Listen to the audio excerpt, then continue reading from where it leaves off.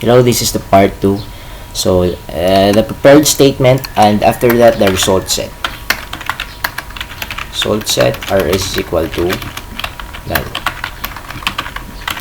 Okay, and it will give you an error because this codes is not yet imported. So just import it. You can import it one by one, or you can import it via right clicking and fix import. But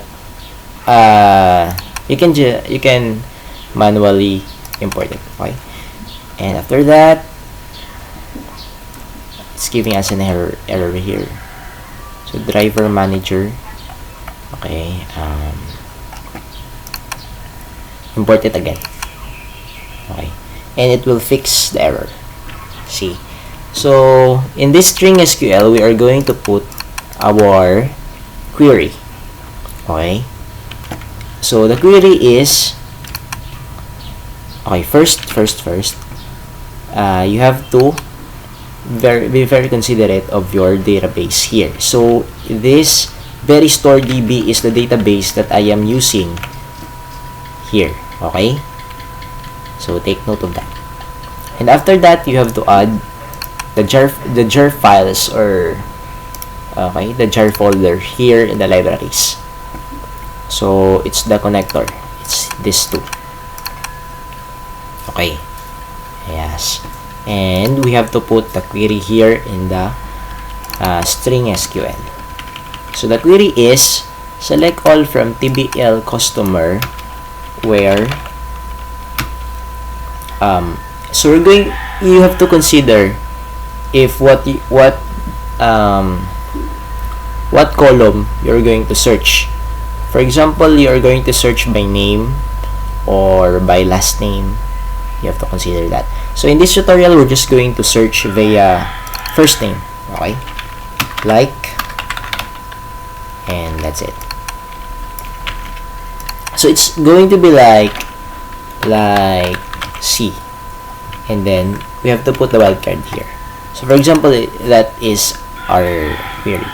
So it is correct, right? So we're just going to copy this code and put it here, and then put a single quote equivalent to this one, and then this C is going to be our data from text field. So we're going to plus concatenate it.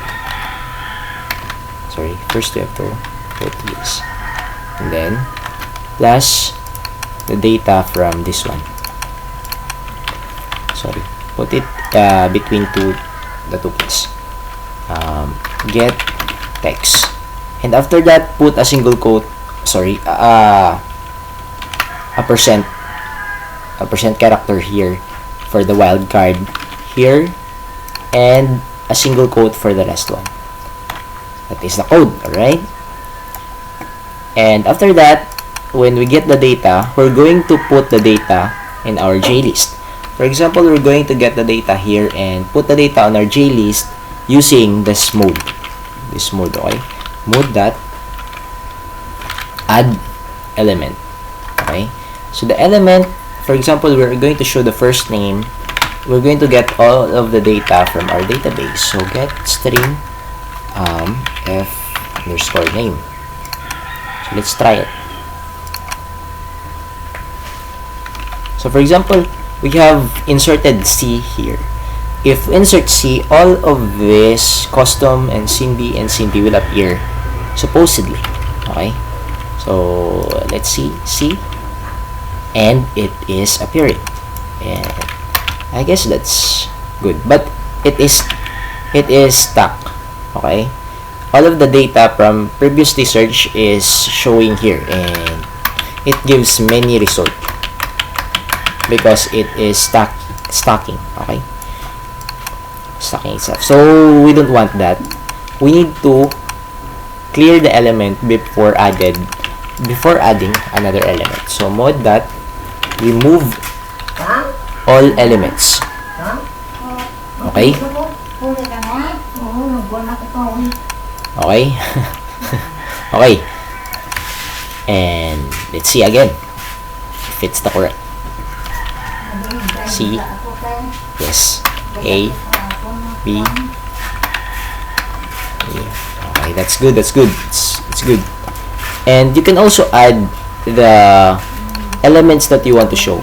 Okay. So for example, you want to add the last name. Okay.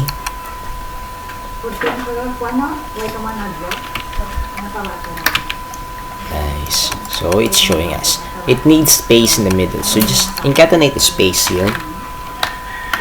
Yeah.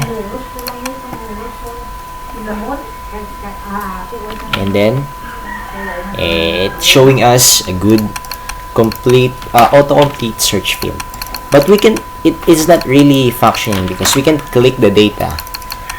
Okay, we can click it, but it is not appearing here in the text field. So we need to code it that whenever we click a certain data here, it will be passed here in the text field. Okay, so we need to code the JList. Events, click, and then mouse click. Okay. Sorry. It's not a JList though. Okay, mouse click. It is the J text field, so we don't want this. Okay, we can remove it here. Here, the mouse click, remove. Okay, and here's the JList.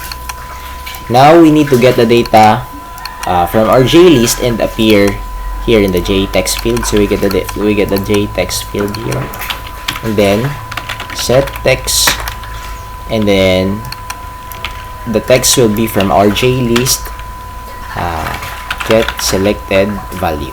Okay, let's see.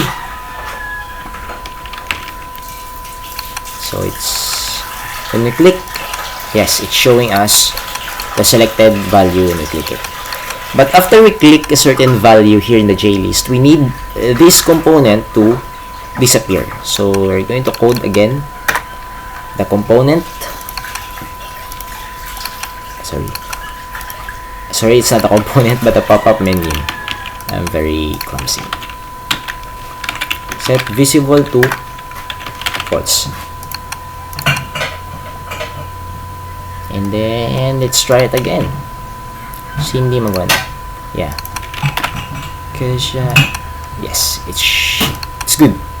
Okay, so that concludes our video. Thanks.